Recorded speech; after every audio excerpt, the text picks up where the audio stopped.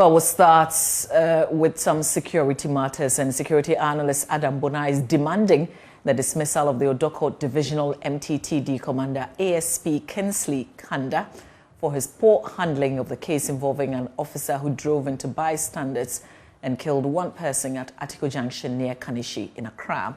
According to ASP Kanda, his command is yet to arrest the officer at the center of the incident after well over 24 hours. 2 survivors are receiving treatment at the Kolebu Teaching Hospital and the Koko Clinic.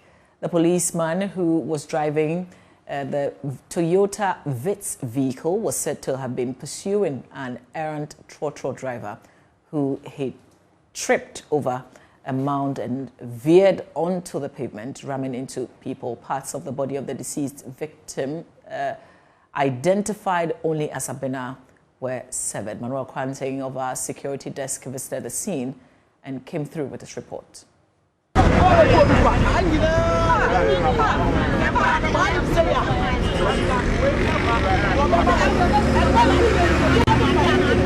These are angry residents of Atiko, a spot just off the Winneba Highway where a vehicle rammed into unsuspecting bystanders. According to eyewitnesses, the vehicle in question, a Toyota Vitz taxi, was being driven by a police officer who lost control. Here's one of them.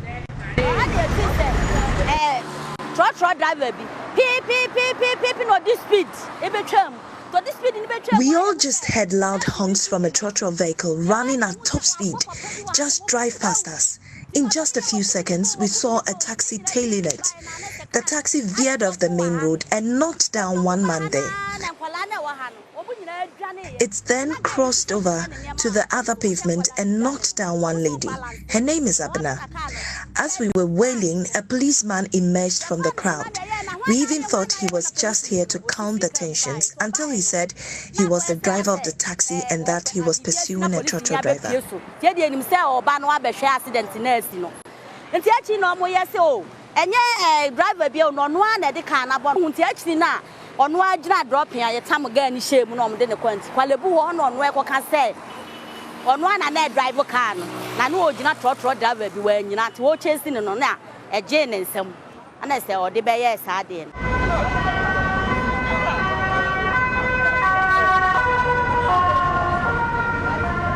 Three people were knocked down.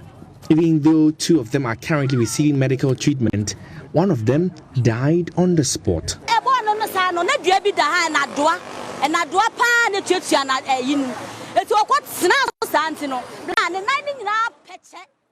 There were nails right here, and the car crushed her into the tree. She was pinned against the tree and her left leg was almost severed. It was totally shredded. But up until now, no police officer has been here to check anything. Do you think they will do this if she was one of them?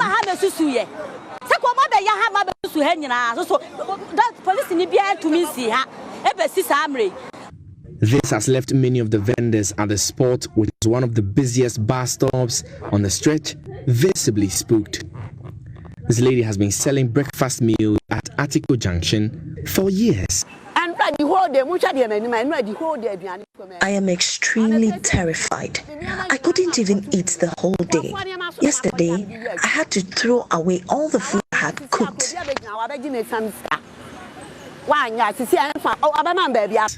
But they blame the bad state of the road for the incident.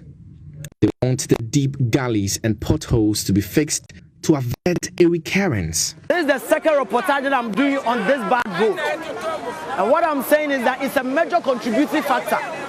Because, for instance, if he was not on top speed, definitely he was going to use this outer road. Of which, knowing that people do board car here and as a bus stop, they do normally reduce the speed.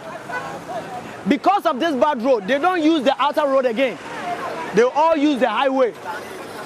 And of course, when things do happen, this is one of the things that do happen. Now we lost a life. The family is in grievances. Must we always lose life to fix and be responsible? No. All we are saying is that the little and as a quarter of the national cake, this is what the people in this area we have. fix it for us. Fix this thing for us. When it rains, it's a canker. We have to carry people at our back. Some people charge 5 cedis to carry you and cross this road. Here becomes like a river. This gutter is choked because all the water that is coming has to use one route. And we find ourselves terribly in situations that sometimes we feel that we are not Ghanaians or we are left out. It is a more than something peoples. Into I'm not on my pan in my But for God, we would have all died. We want the roads to be fixed. Our children cannot find jobs, and the roads too are bad, just killing our people. So in just a split second, this spot, which was Abane's source of livelihood, became the spot where she breathed her last, with her bloodstains still pretty much visible. For now, her family is calling for justice to be served, while the residents here, many of whom are really concerned, call for the immediate fixing of the road, which they say was a major contributing factor to this incident. For Joy News, my name is Manuel Kranti. Well, more than 24 hours after the incident, the police say an arrest is yet to be effected. ASP Kingsley Kanda is the Odoko Divisional MTTD commander. My investigator, he did not meet him. He did not meet him, the police officer there. But he met the 3 victims. We've not seen the driver. It's the driver that we've not seen. It is alleged that he's a police officer. But I've not seen him. So I've asked my investigator to follow up to the hospital and check if you can get his details. The rifle was taken from the car at them. You know, the rifles have no marks, though we have serial numbers on them, but we can not say that maybe this rifle is from this station or that station. That's why we know, but we are doing our best. We are doing our best. We'll get him. We'll get him. Learn here, he cannot walk. And he's also undergoing treatment. But in the past 24 hours, since the incident happened. Well, speaking to Joy News on the development, security analyst Adam Bonham expressed disappointment at the action of the Odoko Police Command and demanded dismissal of the commander for poor handling of the matter. He spoke on Joy News Prime with Israel Lai. I'm surprised I think he's the MTTD commander for the Odoko area. Yes. Saying that the weapon is not marked. That cannot be true. I know the Small Arms Commission has marked all weapons belonging to the Ghana Police Service. And so if he claims it is not marked, and yet it has a serial number, the serial number obviously, serial numbers are serial numbers. Anyone who knows about serial numbers would know that you cannot have 2 serial numbers for items. It doesn't happen anywhere. And so I am surprised at his level. He's saying the weapon is not marked. They have serial numbers, and I know the Small Arms Commission has marked them. And so by now, just as they would have done if it was a civilian who had committed this heinous crime, they would have shown the civilian's face in the public, letting everybody know who they are looking for. Because obviously this is a dangerous person, because if he left his, assigned AK-47 in his private vehicle and absconded, then this is a dangerous person. The police should be giving us information about us and telling us they need the public's assistance in arresting him. And so to come up with this lame excuse and say, you know what, we don't know who he is, what is he talking about? How can he say it's alleged that he's a police officer? The gentleman drove a vehicle. He drove a vehicle. Who is the vehicle registered to? Whether it was a taxi or it was not a taxi, who is the vehicle registered to? Where is the location? What is the location address of the vehicle? Obviously, someone was driving that vehicle. And so, I'm told from your report, he followed the victims to the hospital. And so if you follow them to the hospital, there are surveillance cameras. There are surveillance cameras all the way from wherever this incident took place to the Kolebu Teaching Hospital. And so to say you don't know, and these cameras, and this happened, I am sure, from the footages I've seen during the day, these cameras are able to capture images of persons, in the driving scenes. And so it should give some clear indication of who, whether it's a male or it's a female, someone approximately a certain age, a certain height. All this information would show.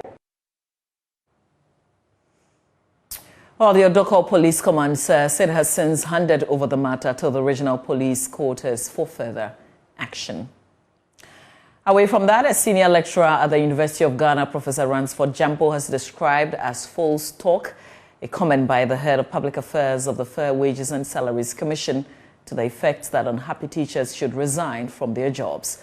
Speaking on Accra-based 3FM on Thursday, El Ankara said members of the University Teachers Association who are carrying on strike cannot continue with the industrial action if they want to enter into meaningful negotiations towards an amicable resolution of the matter. According to him, if the disgruntled lecturers are unhappy with their conditions of service, they should resign.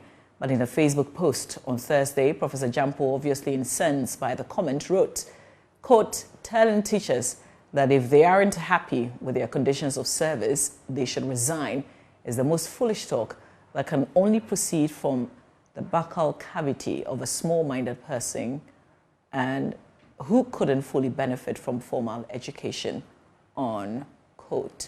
Professor Jampo, who spoke on Joy News on Sunday, had stressed that the planned industrial action reflects the association's anger over government's failure to honor its promise to them. According to him, UTAG is only interested in seeking the welfare of its members, stressing that the impending strike is devoid of any political underpinnings. Meanwhile, ranking member on Parliament's Education Committee, Dr. Clementa Park, has observed that government has not treated the university teachers fairly at all. He spoke on the AM show with my colleague, Benjamin Akako. We ought not to be blaming lecturers. We ought to be blaming the employer, in this case, government, for failing to fulfill its obligations, including pledges and assurance. When UTAG sometime last year decided to put down its tools for the very same reasons which has pushed them to put down their tools in a much more,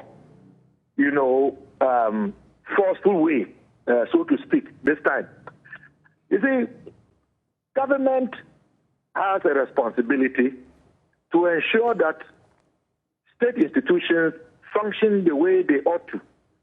Government also carries the public purse, and it is the responsibility of government, representing the citizens, to act accordingly, according to law, according to precedent, and with integrity. In the case of government dealing with UTAG, I don't think that government has dealt with UTAG fairly, and government clearly has not shown integrity and sincerity in as far as the impasse is concerned. We all know that when UTAG decided to go on strike last year at a time when the students were preparing to write their final year exams, a partial strike, because UTAG had withdrawn teaching and other services, but had decided that their members would undertake other administrative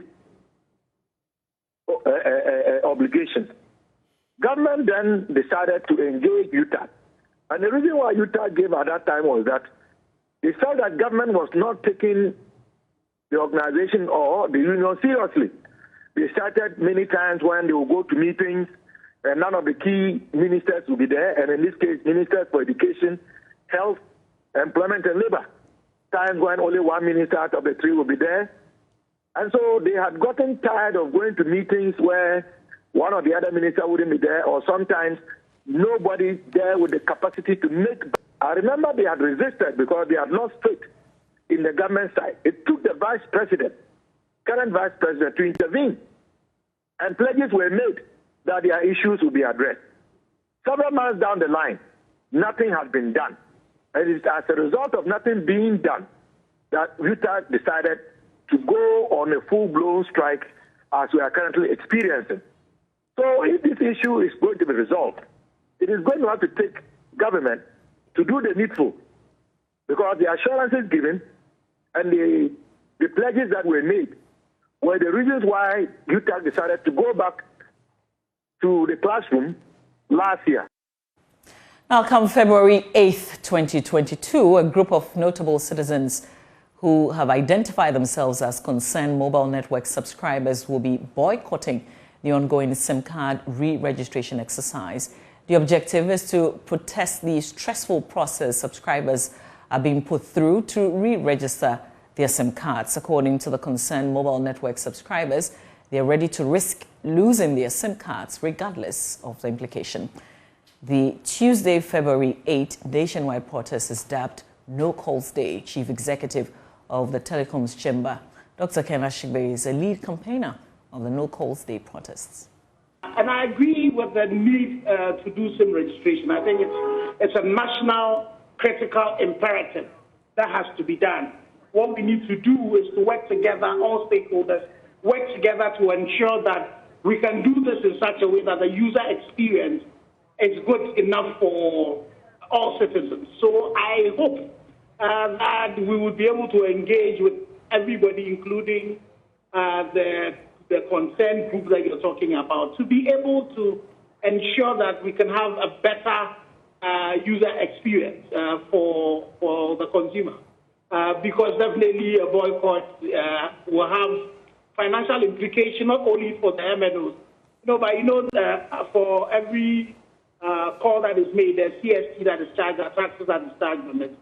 This is not the time for us to be doing that. So I would hope that we can all engage and jaw and be able to find a resolution to the challenges that confronted us, that we saw, and be able to get the processes moving as smoothly as they ought to be.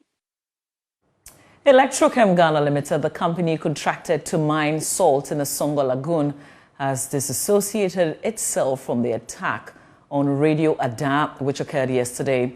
This comes after the management of the media house said the yet-to-be-identified hoodlums who attacked the station and unleashed violence on some staff members warned the station to cease all programming on the Songo Lagoon project or face series of attacks. The deputy station manager of the company, Noah Dame, disclosed that the station's broadcast on the project, which has been leased to Electrochem Gala Limited, has become a story of concern to community members. He tells Joy News some staff and clients were assaulted during the raid. A group of violent men came between the 7 to 10. When they entered into the radio station, they asked who is Noah and the team that produced program on the Songo Lagoon. So they held two of the workers. They made them to kneel down on the floor, including two clients who came to the station to record their message. After that, they went straight to the on-air studio. They used their leg to break into the studio, damage the door, and then they started all the broadcasting machines over there. The live presenter on air by then, Mr. Gabriel Koleajauto, has been pulled out of the console and beaten mercilessly. We have been producing programs on the Songo Lagoon that has been leased to Electrochem. We have been serializing the documents of the lease agreement, the MOE, etc. Yeah, so we think that was why they are looking for us. Before they left, they said we should stop broadcasting materials on the Songo Lagoon. That was the warning that they gave us. Mr. Dama indicated they're waiting on the police to act. They are tall and giants. One of them spoke Dangbi, but the rest spoke English. The one is holding a pistol and a handcuff. That person is in the fake military attire. There are no tags, name tags on it, and so we sent the victim, our staff, to the police, and then they gave us a police medical form. He has been sent to the hospital, treated and discharged. Now organizing to present a formal police report. Media Commission is also there. We will also report to them. Well, reacting to this incident, Corporate Communications and Public Affairs Manager of Electrochem Gala Limited, Henken Ajasekojo, said the company has no hand in the incident. News to me, same as it is to you. I read it on social media a few minutes ago. Petrochem has no interest in this development, actually. It's rather unfortunate. The attack on the radio station is unfortunate. It's bad news to us, but we have no direct or indirect link to the development. Meanwhile, the Greater Accra Secretariat of the NDC has condemned the incident, demanding the police arrest and prosecute persons behind it. The MP for the area is visiting the community, and we will bring you more in subsequent bulletins. But what is the background to the salt mining controversy? My colleague Justice Beidou visited the area last year, and here's his report. Songo, the country's second biggest lagoon. Its mangroves is an eerie place, home to some of the most prized species found only in a place as serene as this. This is the richest salt mine in West Africa, home to more than half of all of Ghana's salt deposits. With over 40,000 acres of the land area here, now a concession of Electrochem, the people here no longer have the free access they've always had to mine salt. This man is their spiritual leader. When the decision was being taken to give out the Songo, he claims he wasn't told. And like him, many of the people here that I've spoken with say they have very little or no knowledge about the processes that has led everyone to this point. There are more than 40 villages around this lagoon, all of them with a population of over 70,000. Are largely salt miners. The property is known for those who signed the agreement. Yes, and secondly, nobody will overpass me. Now, after a long wait, the Ghana Education Service has announced the reopening of all public basic schools in the country. In the past week, many stakeholders, including policy think tank Africa Education Watch, have expressed worry over the delays to reopen public schools in the country. Earlier this week, some private schools reopened, leaving their counterparts in the public schools at home. This sparked argument among the various stakeholders. According to the GES, it delayed the reopening of schools to deal with some gaps and challenges it identified in the current timetable since the introduction of the semester system, which ran along the trimester system in basic schools. At a news conference on Thursday, the GES announced that all schools are to reopen on Tuesday, January 18. This includes kindergarten, primary, and junior high schools. The GES hopes the new timetable will help deal with the identified gaps. This was announced by the Director General of the Ghana Education Service, Professor Kwesi Opoku-Amankwa. As we are all aware, we've been in the news for some time now. We indicated to you that we were working on the calendar. The minister set a committee to look at the calendar and to ensure that various challenges that we have with the calendar previously may not occur. We also needed to align the calendar for both the junior highs and then the basic schools. If you remember last year, for example, we introduced a calendar that the junior highs were running semester, but the primary KG had the trimester. This time round, we felt the need to align them, especially at that level where we know that a lot of time the children go to school together. So when you break them, it becomes an issue. So we needed to do that. Then, as we said in our various correspondence, various write-ups, TVET has also joined us, and we felt the need to align our calendar with them. And let me indicate that even though I am announcing it, the TVET schools are equally going to use this calendar for their programs. So the committee worked, they finished, they presented to the minister looked at it, and made the suggestions, we worked on it, and finally we've got it well done. We indicated also that we are working to come up with a calendar that goes beyond 2022. We are about finalizing that bit of it, but we can't keep waiting till that is done.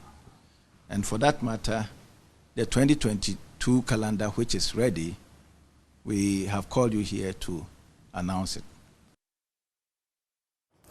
Now, sights of women using twins as pawns to beg for alms is popular on the streets of Accra. One woman who already has 3 other children and a jobless husband goes about in Makola, one of Accra's busiest markets, with a set of twins strapped to her back while she sells sachet water in order to survive. The 37-year-old's story, which was first shared on social media this week, has drawn concerns over the plight of hawkers and other vulnerable people in the capital. Joe News' Justice Bedu went to find her. The Makola Market, one of Ghana's largest and busiest, holds many stories.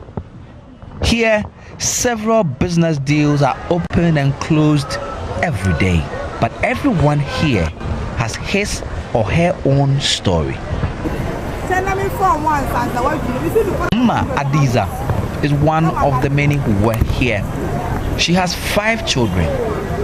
These twins, 2 girls aged 2 years, Seiram and Sefako, are the youngest.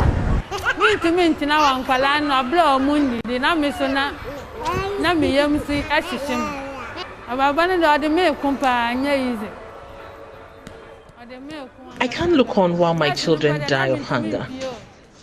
I'm at war in this life. It's even better now. In the past, even what to wear was a problem. I sold all my clothes to buy food for my kids. I used to go around begging for torn clothes to sew so I can get something to wear.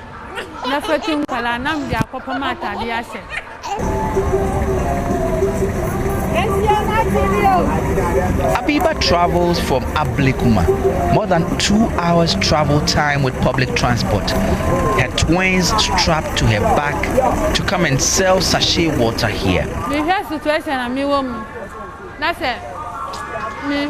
Sometimes I imagine the many people who are as poor as myself.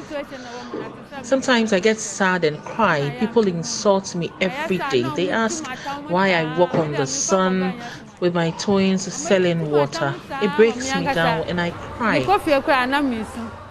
Friend Fatima Ibrahim Adams.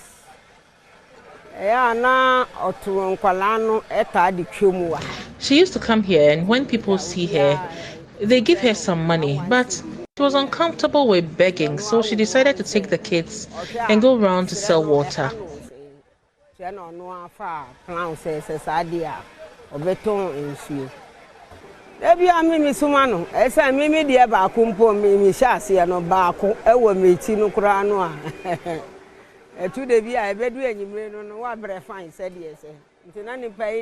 Hers is better. Unlike the people who just beg, she's working, even in her condition.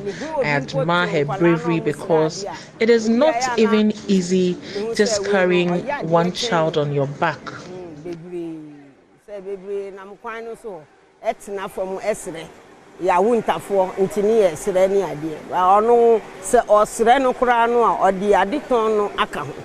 Mma Abiba's story, which was shared on social media, is just one of thousands of other vulnerable women who brave the odds in Accra's scorching sun, hawking or doing what is popularly called kayaye. Aid workers have estimated that up to 50,000 women are trapped in this life in Ghana.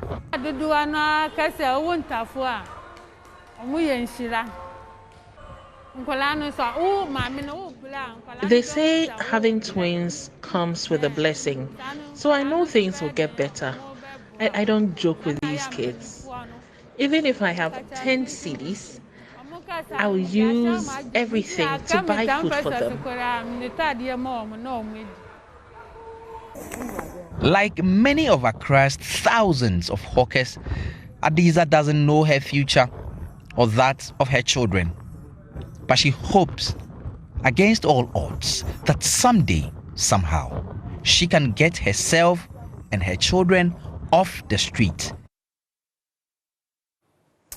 Now, the Ashanti region has recorded 73 fire incidents just 2 weeks into the new year. Fire officials describe the situation as alarming. There's more in this report.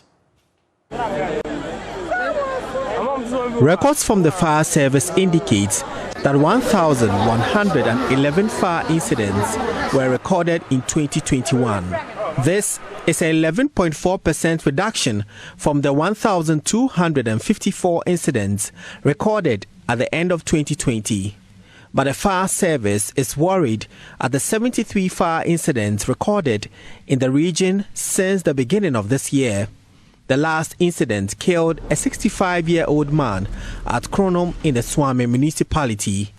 DO3 Peter Adair is the public relations officer. By 12 January 2022, we've had 80 incidents. 80 incidents, making up 73. It is 73 fires, 7 accidents so far. In fact, comparing it to, for us, we wish that there wouldn't be any fire incidents at all. So it's actually a cause to worry, and that's why we have actually put in measures to curtail it. DO3 Peter Adair says electrical fault, gas leakage, negligence, and other human factors have been major causes of fires. The public has been advised to adhere to safety measures, especially in this dry season. 2020, we had, by close of 2020, we had 1,254 fires. By close of 2021, we had 1,111 fires. So comparing 2020 to 2021, you realize that there was 11.4% decrease in the fire and related incidents in the region. This is actually a plus for us, and we want to advise the general public that they should take all the precautions there are when they are handling fires or they are undertaking any activity that can lead to fire. When you lose control of it, it can cause mayhem. So we advise people to be extra cautious, take all the precautions when undertaking any activity, and also access routes, poor nature of roads, respect to siren, and general poor attitude of the public remain a challenge to the fire department.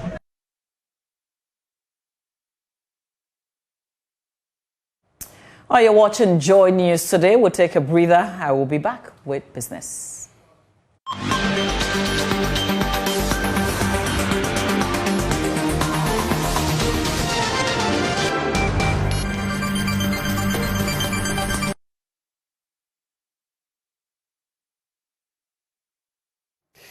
Well, welcome to Sports on Joy News today with me, Muftar Nabila Ablai. Despite the lack of interest in the activities of the Black Stars, as you saw in the business report, Black Stars coach Milovan Rovach has admitted that his boys are under pressure to deliver for Ghanaians in their game against Gabon. Speaking to the media ahead of the match later today, the Serbian said he hopes to turn the pressure into a positive one that will produce great performance.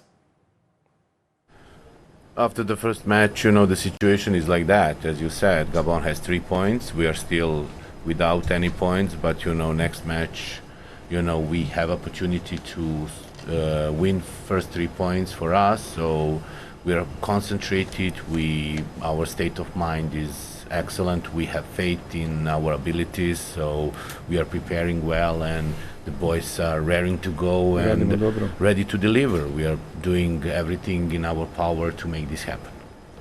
So there is always a pressure, but coaches are used to live and work with the pressure because every next match is the most important.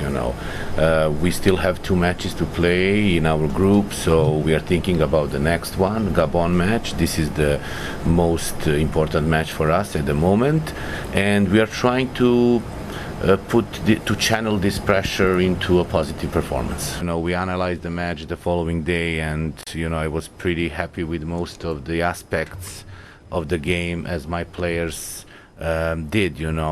Of course, you learn from every match, and we are trying to improve those things in order to improve the level of the performance of your team. So we are growing, and that's good. Thomas Partey, maybe this match performance was not at his level, but definitely he's a great player, and he will prove everybody in the next matches that he can play fantastically, and he can really contribute the team, and I hope he will be the best. That is head coach Milovan Rovach. But now let's hear from former defender Anthony Bafo, who has charged the Black Stars to go all out to beat the Panthers of Gabon when they clash later tonight in the ongoing African Cup of Nations in Cameroon. In a passionate speech at the team's final training session, the former CAF Deputy General Secretary told the players they cannot afford to have a bad day. We cannot afford to smile, but hopefully Ghanaians will be smiling at the end of this game as the country seeks to end its 40 years of failure to win the African Cup of Nations. This is how we wrap up Sports on Joy News today. You can head on to myjoyonline.com and read some more sports stories. And that will be all for Joy News today. For more news, do log on to myjoyonline.com. On behalf of the production team who are rooting for the Black Stars, by the way, we thank you for watching.